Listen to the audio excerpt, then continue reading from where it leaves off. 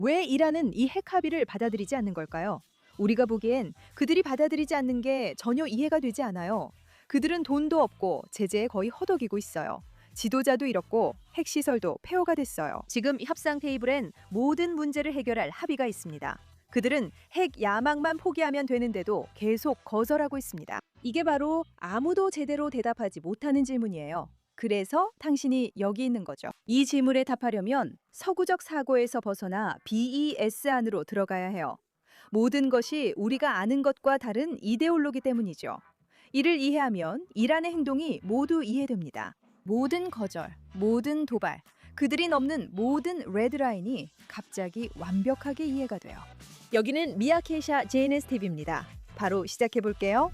작은 이야기부터 시작해 봅시다. 이슬람교에서 메시아가 어떻게 오는지에 대한 이야기예요. 이 이야기는 혼돈으로 시작합니다. 이것은 끝이 가까웠다는 의도적이고 필수적인 신호로 우리가 알고 있는 세상이 무너질 정도로 심각한 전 세계적인 시련의 시기입니다. 인류가 한 번도 경험하지 못한 전쟁과 전염병 그리고 고통이 닥칩니다.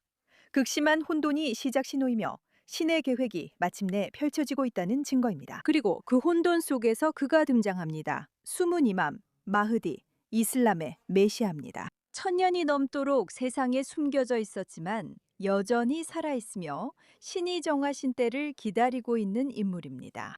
그가 나타나면 자신의 군대를 모아 예루살렘으로 행진합니다. 왜냐하면 그곳에 적이 있고 그곳이 악의 세력이 요새를 만든 곳이기 때문입니다. 그리고 선과 악의 마지막 전투가 그 땅에서 벌어지고 이맘이 승리하며 우리가 알고 있는 역사는 끝나고 마침내 신의 정의가 이 땅에 실현됩니다. 그것이 이야기입니다. 그리고 1979년 호메이니가 권력을 잡았을 때 그 이야기를 현실로 만들기 시작한 것입니다. 대부분의 사람들은 1979년 이란 혁명을 서방이 지원한 정부를 이슬람 정부가 대체한 정치적 사건으로 봅니다. 그리고 그 관점은 맞지만 전체를 완전히 설명하지 못합니다. 이 혁명, 즉 이슬람 혁명은 이란 국가의 전체 목적을 바꿔놓았습니다. 이란이 더 이상 전통적인 의미의 국가가 아니라 우주적인 어떤 것의 첫 단계, 즉 이슬람 메시아의 도래임을 선언한 것입니다. 이 주장의 의미를 이해하려면 숨겨진 이맘이 누구이며 시아파 이슬람에서 어떤 위치인지 알아야 합니다. 왜냐하면 이 믿음이 모든 것을 움직이기 때문입니다. 핵 프로그램부터 호르무즈 해협, 서방이 제시한 협상안의 거부까지 모두 이 믿음에서 비롯된 것이며 이 믿음은 1979년이 아니라 서기 874년까지 거슬러 올라갑니다. 이란에서 주류를 이루는 이슬람의 한 분파인 시아파 이슬람은 이맘이라는 개념을 중심으로 형성되어 있습니다. 그리고 시아파 신학에서 이 단어는 서구의 종교 전통에서는 실제로 대응되는 개념이 없을 정도로 큰 의미를 지닙니다. 왜냐하면 이맘은 신의 선택을 받고 이전 이맘에 의해 지명된 우주적 중요성을 지닌 인물이기 때문입니다. 이맘은 평범한 인간이 결코 가질 수 없는 자질을 지니고 있는데 이는 신의 뜻에 대한 초자연적인 지식을 통해 얻어지며 신성한 계승의 사슬을 따라 무함마드 예언자까지 거슬러 올라갑니다. 말이 좀 길었네요. 예언자께서 돌아가신 후 누가 무슬림 공동체를 이끌지에 대한 논쟁이 이슬람을 오늘날 두 개의 큰 분파로 나누었습니다. 수니파 무슬림들은 지도자를 선택하기 위해 인간의 합의 체계를 받아들였지만 시아파 무슬림들은 예언자께서 이미 그의 사촌이자 사위인 알리를 신이 임명한 후계자로 지정했다고 믿습니다.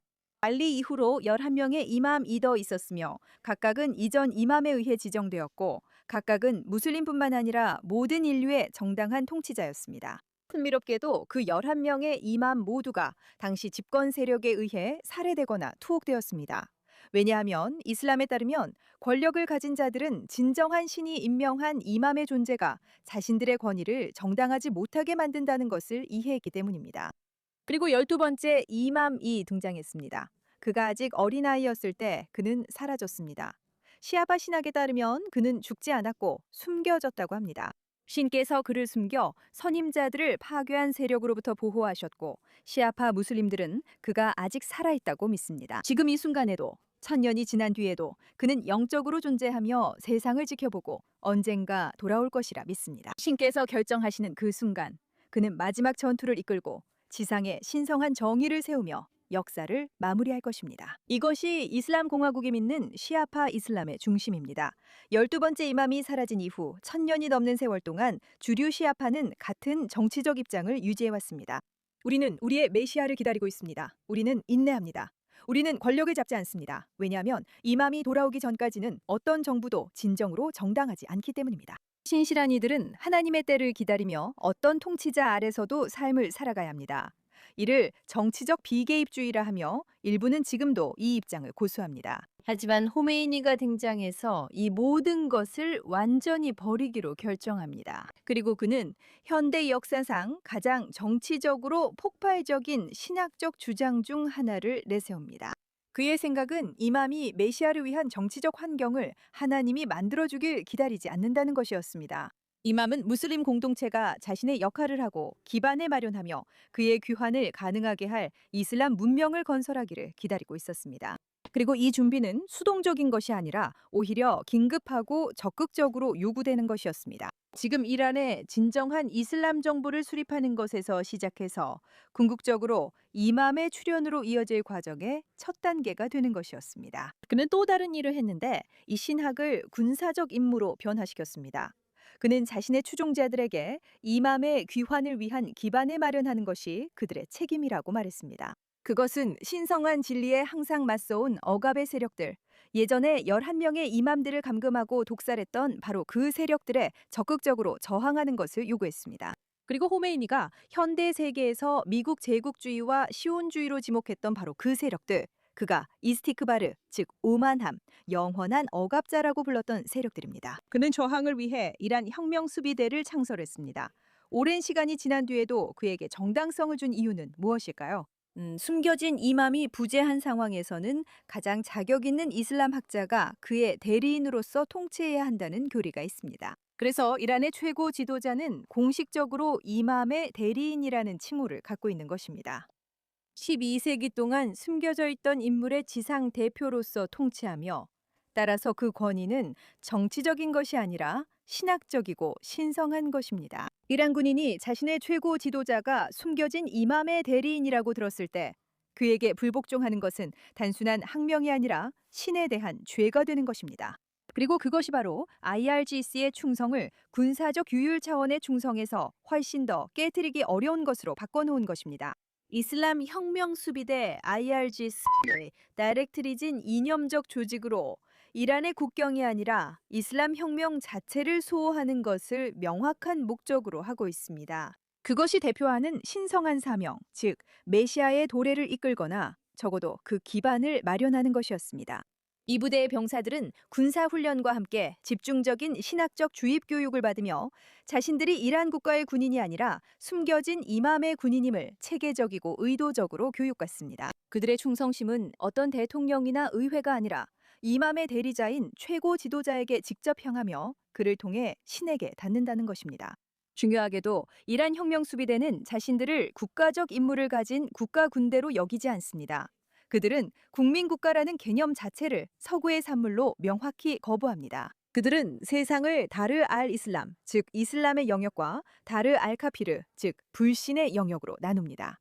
그리고 자신들의 임무를 특정 국가의 경계를 초월하는 우주적 사명으로 이해합니다. 그 조직은 중동 전역에서 대리 세력을 지원, 무장, 훈련합니다. 레바논 헤즈볼라, 예멘 후티, 이라크 시리아 민병대를 이맘 군대 일부로 간주합니다. 평화는 역사의 종말이라는 최종 형태로 만들어지는 틀 위에 놓여 있습니다. 그들은 세상을 이슬람에 정당하게 속하는 나라들로 봅니다. 그들의 종교에 따르면 그 땅이나 바다를 결코 포기할 수 없으며 불신자들에게 속한 나라들도 마찬가지입니다. 그들은 싸워야 할 이교도들이며 그들 입장에선 정말 흑백 논리로 보입니다. 이제 메시아가 어떻게 오는지 다시 살펴보겠습니다. 그 세부 사항이 IRGC의 행동을 이해하는 데 매우 중요하기 때문입니다. 첫 번째이자 가장 중요한 세부 사항은 마흐디가 돌아오기 전의 시기, 즉 피트나, 대환난, 혼돈의 시기라는 점입니다. 그것은 구원을 앞둔 비극이 아니라 구원을 위한 필수적인 전제 조건입니다. 그것은 신성하게 정해진 것이며, 즉 IRGC의 신학적 틀에서는 세계적인 혼돈이 막아야 할 것이 아니라는 의미입니다.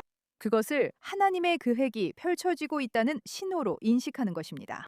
그리고 상황이 악화되고 혼돈이 심해질수록 신실한 이들은 이맘의 귀환, 마흐디의 귀환이 가까워졌음을 더 잘 이해하게 됩니다. 흥미롭게도 이 지점에서 서구의 전략적 사고와 IRGC의 신학은 완전히 다른 세계에서 작동하고 있습니다. 왜냐하면 서방이 세운 모든 제도들, 비록 그들이 여기에 실패했지만 나토, UN, 군비 통제 협정, 억지 이론 등은 외교 자체도 안정이 목표이고 파국적인 갈등은 실패라는 근본적인 전제 위에 존재합니다. 하지만 IRGC의 신학은 그들에게 파국적인 갈등이 구원의 시작이며 그것을 막으려는 노력은 신의 계획에 반하는 것이라고 말합니다. 간단히 말해서 그들은 혼돈을 원합니다. 혼란을 원합니다. 전쟁을 원합니다. 왜냐하면 그것이 마흐디, 즉 메시아가 온다는 의미이기 때문입니다. 마흐디는 바로 그 혼돈 속에서 정확히 313명의 동료들과 함께 등장합니다. 그리고 IRGC는 자신들이 바로 지금 그 동료들을 준비시키는 기관이라고 진심으로 믿고 있습니다. 바로 지금.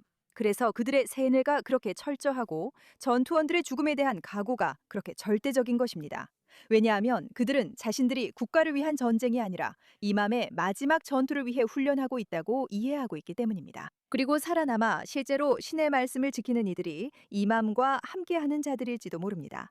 그 다음엔 무슨 일이 벌어질까요? 그 후 마흐디는 자신의 군대를 이끌고 예루살렘으로 향합니다. 왜냐하면 그곳이 바로 다자알, 즉 이슬람의 적그리스도, 엄청난 기만의 인물이며 악의 군대들을 끌어들이는 존재가 자신의 근거지를 세운 곳이기 때문입니다. 그리고 서구 청중들을 항상 놀라게 하는 한 가지 세부 사항이 있는데 바로 그 순간 예수가 돌아온다는 것입니다. 이슬람 신학에서 예수는 실제로 존경받는 예언자이기 때문입니다. 그리고 마지막 때가 되면 그는 내려와 마흐디와 합류하고 함께 다자알을 바브알루드, 즉 오늘날의 이스라엘 중부까지 쫓아갑니다. 그리고 그곳에서 그들은 그를 무찌르고 그로써 악의 세력은 끝나며 이맘은 지상에 하나님의 정의를 세우고 우리가 알고 있는 역사는 끝이 납니다. 이것이 바로 그들이 타카카르젠과 같은 선전을 퍼뜨려 예수님의 추종자들, 즉 기독교인들이 이스라엘을 등지게 하려는데 공을 들이는 이유를 설명해 줍니다. 그들은 기독교인들의 이스라엘 지지가 마흐디 귀환을 방해한다는 걸 알지만 이 이야기는 다음에 하겠습니다. 그들이 이스라엘에 집착하는 이유는 이스라엘과 예루살렘이 그들의 메시아 도래의 중심지이기 때문입니다. IRGC가 이스라엘을 볼 때 그들은 단순히 정치적 경쟁자나 무슬림 땅을 점령한 세력으로만 보는 것이 아닙니다.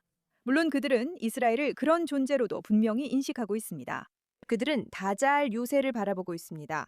이 요새는 최후의 전투가 일어날 땅에 세워졌고 이스티크바르 세력이 그곳을 채우고 지킵니다. 그들이 신성한 진리의 영원한 억압자로 규정한 바로 그 서구 제국주의입니다. 이스라엘의 존재, 즉 강력하고 핵무장되어 있으며 미국의 지원을 받고 예루살렘을 지배하고 있다는 사실은 그들과 그들의 예언에 있어 실제로 큰 문제입니다. 마흐디의 귀환은 이루어질 수 없습니다. 최후의 전투가 벌어져야 할 땅이 잘못된 이들의 손에 있고 이맘은 올 수 없습니다. 이것이 바로 그들이 10월 7일에 그렇게 흥분했던 이유입니다. 그들에게는 이스라엘을 장악하기 위한 첫걸음처럼 느껴졌기 때문이죠. 그리고 그들은 그것이 거짓임에도 불구하고 그 이야기를 계속해서 반복해서 퍼뜨려렸어요. 참고로 IRGC와 연관된 한 고위 성직자가 2015년에 이것을 공식적으로 언급했습니다. 10월 7일에 관한 부분이 아니라 이스라엘에 관한 이야기였어요. 그는 IRGC 구성원들에게 연설하면서 IRGC의 임무는 시대에 이맘이 등장하는 데 방해가 되는 장애물을 제거하는 것이라고 말했어요. 그리고 그 장애물들 중에서 가장 중요한 것은 이스라엘 국가의 존재입니다. 참고로 이것은 IRGC 내에서 급진적인 소수 의견이 아니에요. 이것이 바로 이란의 핵무기 프로그램, 탄도미사일 전력, 그리고 중동 전역에 걸친 대리 세력 네트워크를 통제하는 조직의 공식적인 제도적 신학이자 임무 선언문이에요. 하지만 이것이 그들이 핵 계획을 포기하는 것과 무슨 관련이 있나요? 이제 모든 것이 연결되기 시작하는 걸 알 수 있어요. 종말은 혼란을, 마흐디의 귀환은 이스라엘 파괴를 필요로 하기 때문이에요. 하지만 이스라엘은 불행히도 재래식 전력으로는 파괴될 수 없어요. 이스라엘은 지역 내 최고 수준의 방공 시스템과 미국의 지원, 비공개 핵무기를 보유하고 있습니다. 또한 수십 년간 이스라엘을 겨냥한 재래식 군사작전은 계속 실패했습니다. 그래서 IRGC가 그들의 신학적 틀 안에서 답하고 있는 질문은 종말 시나리오에 필요한 만큼의 혼란을 일으킬 수 있는 도구가 무엇이냐는 거예요.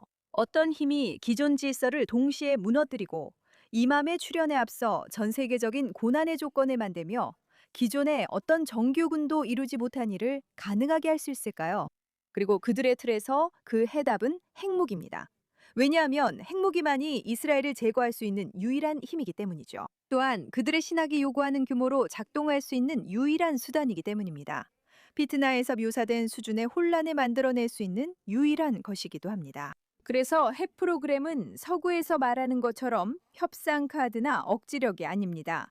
그것은 신성한 의무를 수행하는 도구입니다. 종말 시나리오를 실제로 실현할 수 있게 해주는 도구입니다. 따라서 그것을 포기하는 것은 정치적인 양보가 아니며 그들이 결코 하려고 하지 않을 일입니다. 그것은 신학적으로 배신하는 행위입니다. 그런데 이걸 보면 왜 그들이 이스라엘이 실패하는 것에 집착하고 이스라엘을 공격하는 데 성공했다고 어디서든 떠들고 다니는지 알 수 있습니다. 이슬람과 유대교가 메시아가 어떤 모습일지에 대해 경쟁하고 있고 이슬람이 실제로 오르려면 이스라엘이 실패해야 합니다. 지금 이스라엘의 성공은 그들의 신학적 신념을 정말 심각하게 흔들고 있습니다. 그래서 그들은 점점 더 화를 내고 이스라엘에 대한 공격도 점점 더 격렬해지고 있는 거예요. 그런데 이게 여기서 끝이 아니에요. 왜냐하면 서구의 억지 이론, 즉 이스라엘이 오랫동안 유지해온 이론에 따르면 상호 확증 파괴라는 개념은 양쪽 모두가 파괴될 것이기 때문에 어느 쪽도 핵무기를 사용하지 않는다는 뜻이에요. 그래서 핵무기가 평화를 유지한다고 보는 거죠. 왜냐하면 양쪽 모두가 똑같이 전멸을 두려워하기 때문이에요. 그리고 그 상호 공포가 누구도 버튼을 누르지 못하게 막는 거예요. 하지만 이 논리는 양쪽 모두가 살아남기를 원한다는 가정에 전적으로 의존하고 있어요. 이슬람 공화국의 신학은 수십 년 동안 전사들에게 이 가정을 체계적으로 해체해 왔어요. 그래서 마흐디의 군사로서 최후의 전쟁에서 죽는 것이 가장 높은 차원의 순교라는 세계관을 만들었죠. 인류 역사상 가장 우주적으로 중요한 순간에 자신의 삶 전체가 준비해온 신성한 사명을 위해 죽는 거예요. 즉, 상호 확증 파괴는 이슬람 공화국, 특히 마흐디파에게는 억지력이 되지 않는다는 뜻이에요. 그것은 바로 그들의 신학이 구원에 앞서 반드시 일어나야 한다고 말하는 세상이 끝나는 혼돈의 정확한 묘사예요. 서구의 억제 전략 전체는 상대방의 최우선 목표가 생존이라는 가정 위에 세워졌지만 실제로 이란의 핵 프로그램에 대해 결정을 내리는 사람들에게는 전혀 적용되지 않는 기반 위에서 작동하고 있어요. 그래서 이스라엘과 미국이 위협이 실제로 커지고 있고 임박해지고 있다고 말하는 이유는 이란이 실제로 핵무기를 사용할 의도가 충분히 있었다는 이해가 있기 때문이에요. 여기서 중요한 점은 이란이 이 문제에 대해 한 목소리를 내고 있지 않다는 거예요. 그리고 제가 이란이라고 말할 때는 물론 그곳의 대다수 국민이 아니라 이슬람 공화국을 말하는 거예요. 하지만 그들의 정부 내에서도 혁명 수비대 내부의 강경한 마흐디파와 전통적인 시아파 입장을 따르는 좀 더 실용적인 그룹 사이에 실제로 내부 분열이 있어요. 마흐디의 도래를 불러오는 건 군사 세력의 임무가 아니며 신의 시간에 이뤄져야 하고 이슬람 공화국의 생존이 우선이라는 입장입니다. 참고로 외무장관은 이 그룹에 속하는 것으로 보이는데 그가 진정한 온건파인지 아니면 의도적으로 연출된 착한 경찰, 나쁜 경찰 역할에서 착한 경찰 역할을 하는 것인지는 솔직히 알 수 없어요. 하지만 그 분열은 실제로 존재하며 우리는 협상 전반에서 목격하고 있습니다. 문제는 그게 크게 중요하지 않다는 점입니다. 왜냐하면 이란의 외교관들이 미국과의 합의를 향해 나아가더라도 이슬람 공화국은 몇 시간 만에 그 합의를 무산시킬 수 있고 우리는 그들이 실제로 그렇게 하는 모습을 실시간으로 지켜봤기 때문이에요. 실용주의자들이 그걸 막지 못하는 이유는 지금 아무것도 막지 못하는 이유와 같습니다. 하지만 그들은 새로운 최고 지도자인 마즈타바 호메이니에게 접근할 수 없기 때문에 그가 권력을 잡은 이후로 의미 있는 방식으로 모습을 드러내거나 목소리를 낸 적이 없어요. 그리고 그는 정말로 사망했거나 심각하게 건강이 악화돼 정상적인 활동이 불가능한 상태일 수도 있고 이란 혁명 수비대 내부 핵심 인사들 외에는 아무도 그의 상태를 실제로 알지 못해요. 이 전쟁이 시작될 때 호메이니가 사망했으니 새로운 이맘의 대리인은 누구인가요? 좋은 질문이에요. 그들은 마즈타바가 그 역할을 맡기로 했지만 이것이 상황에서 가장 위험한 부분이에요. 왜냐하면 이슬람 공화국에서 최고 지도자, 즉 수문이맘의 새로운 내리는 지상에서 하나님의 말씀과 같기 때문이에요. 지금 이 순간 그 말씀은 가장 광신적인 강경파들에 의해 독점적으로 걸러지고 있고 그게 진실인지 아닌지 아무도 알 수 없어요. 공개적인 책임도 없고 외부 세계가 그들이 누구의 말을 듣고 있는지 알 방법도 없어요. 테헤란에서 나오는 말이 실제로 살아있는 최고 지도자의 결정을 반영하는지 아니면 그로부터 가장 이득을 얻는 사람들이 만들어내는 허구인지 알 수 없어요. 마지타바 이야기에서 여러분이 들어봤을 또 다른 점도 말씀드리고 싶어요. 이란 정부는 수년 동안 최고 지도자 호메이니가 내린 종교적 판결, 즉 파트와를 근거로 핵무기는 이슬람에서 금지된 것이라고 주장해왔어요. 핵무기는 하람, 즉 금지된 것이에요. 그리고 그들은 이것을 자신들이 만드는 것이 실제로 폭탄이 아니라는 것을 세계에 증명하는 근거로 내세워왔어요. 이제 여러분이 타키아라는 개념에 익숙하시길 바라는데 타키아는 그들이 공공연하게 거짓말을 해도 된다는 의미예요. 이슬람의 명예를 지키기 위해 만약 논쟁 중에 이 특정 파트와에 대해 듣게 된다면 여러분이 알아야 할 몇 가지 사항이 있어요. 첫 번째로 시아파 율법에서 파트와는 실제로 영구적인 법이 아니에요. 파트와는 그 순간의 상황과 그것을 내린 학자의 삶에 연결된 판결이기 때문에 상황이 바뀌면 수정되거나 완전히 뒤집힐 수 있다는 뜻이에요. 이란의 고위 관리들은 공식적으로 바로 그 점을 언급했어요. 한 전직 외교관은 파트와는 영구적인 것이 아니며 미국이나 이스라엘이 위험한 행동을 할 경우 바뀔 수 있다고 분명히 말했어요. 하지만 두 번째로 중요한 점은 더 단순합니다. 그 결정을 내린 사람은 이미 세상을 떠났어요. 호메이니는 2월 공습 때 암살됐고 그의 아들 무지타바는 그 파트와를 다시 내리지 않았어요. 그래서 그와 함께 이란 외교관들에게 협상 테이블에서 명분을 주던 유일한 종교적 제약도 사라진 거예요. 그들의 프로그램과 무기를 구분짓던 유일한 논거는 더 이상 의미가 없어요. 그러니까 그 주장에 속지 마세요. 이제 트럼프의 현재 제안은 이란이 농축 우라늄 전체 비축분을 넘기고 이란 영토 내에서의 모든 농축 활동을 중단하라고 요구하고 있어요. 나탄즈, 포르도, 이스파한에 있는 시설을 해체하고 탄도미사일 프로그램을 억제하며 헤즈볼라, 후티, 그리고 이 지역 전역에서 자금을 지원하는 모든 대리 세력에 대한 지원을 중단하라는 거예요. 그 대가로 미국은 제재를 해제하고 약 200억 달러에 달하는 이란 자산을 동결 해제하며 이란이 다시 글로벌 금융 시스템에 들어올 수 있도록 허용할 거예요. 허용되는 유일한 핵 활동은 의료 목적의 소규모 연구용 원자로뿐이며 이 모든 시설은 지상에 위치하고 완전히 공개되어야 해요. 정치적, 경제적으로만 본다면 이것은 정말 훌륭한 제안이에요. 이란의 경제는 제재와 전쟁 비용으로 인해 황폐해졌거든요. 이란 국민들은 고통받고 있고 정부 내 실용주의 세력은 이런 완화를 어느 정도 바라고 있어요. 하지만 실용주의 세력은 핵 프로그램, 호르무즈 해협, 최고 지도자 접근 모두 통제하지 못해요. 이란 혁명 수비대가 그 모든 걸 통제하고 그들에게 그 제안은 전혀 다르게 보입니다. 그들에게는 단순히 핵을 포기하고 경제적 번영을 얻는 문제가 아니에요. 트럼프가 그들의 신학적 관점에서 요구하는 것은 최후의 전투 전에 영구적으로 이맘의 군대를 무장 해제하라는 거예요.